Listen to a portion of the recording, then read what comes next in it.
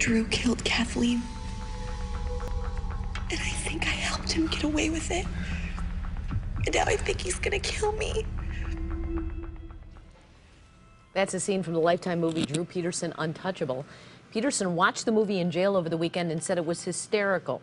His attorney says Peterson chuckled at the inaccuracies and things that never happened. Stacey Peterson's sister also called it far-fetched and off the mark. The movie is based on the book Fatal Vows, The Tragic Lives of Sergeant Drew Peterson by reporter Joe Hosey. And Joe joins us on the phone right now. Good morning, Joe. Good morning. How you doing? Good to have you with us. So did you think it was inaccurate beyond the little things that happen in drama where they make changes? Well, that's exactly what I mean. The chronology was changed, but I mean, the screenwriter packed 5 years of complex storyline into about 2 hours, so she had to take a couple liberties, I would think, you know. What do you think about Drew Peterson's reaction to this whole thing, saying it's hysterical? You know, I guess he's got one dead wife and one missing wife. He thinks it's hysterical. That's kind of sounds like Drew to me.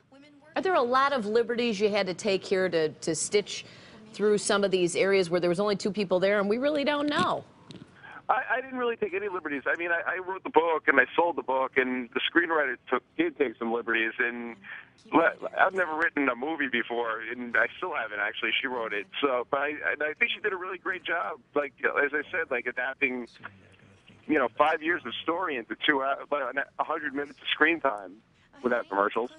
So I mean, I'm not going to criticize her work. I think she did an excellent job, But she did have to change. I mean, there was some changes in the chronology, and she invented dialogue as well that's not in my book or probably in real life either. but I'm not a screenwriter. Like I said, I sold the rights to my book, and she made it into a movie, and I watched it twice now, and I'm really pretty impressed with it. Joe, what impact do you think this movie will have, if any, on legal proceedings in the future?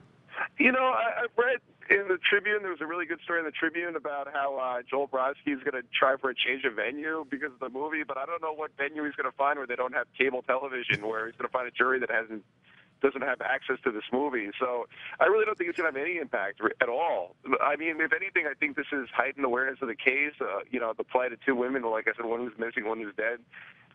If anything, it's a good thing. Some people might say, I know you didn't have anything to do with the movie, but even a book like this coming out before someone has been tried and convicted or acquitted of charges like this, it just kind of poisons the jury pool ahead of time. What was your thinking about doing this so soon?